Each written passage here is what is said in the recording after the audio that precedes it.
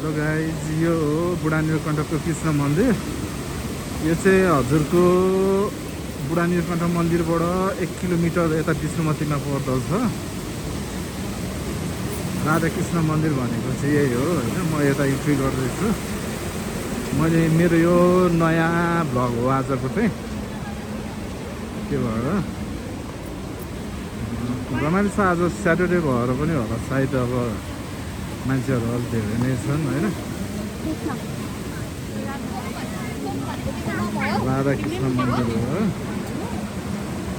यो भयो। यहाँको लोकेसन यस्तो छ यो होइन, राम्रो छ हेर्नुहोस्। अनि यहाँ भयो यो मान्छे पहिला के थियो भन्ने नै साइड होला मेरो विचारमा। हेर्नुहोस्, कृष्णजी नागमाथि बस्नुभएको होइन, जलमा समाधि गरेर होइन। यो चाहिँ तपाईँको खोला भइहाल्यो। हरियाली त्यतिकै नै छ हेर्नुहोस्। राधाकृष्ण मन्दिर भनेको चाहिँ यही नै हो। कतिलाई जान इच्छुक होला यो राधाकृष्ण मन्दिर भनेको कहाँ भनेर। बुढा नीलकण्ठ मन्दिरबाट 1 किलो यतापट्टि विष्णुमतीमा पर्दछ है।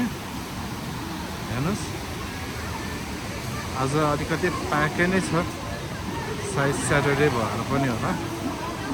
भित्र त भिडियो खिच्नलाई त अलाउड त छैन होइन।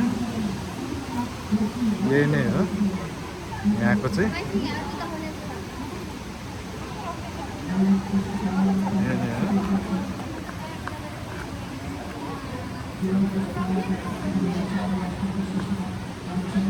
राम्रो छ।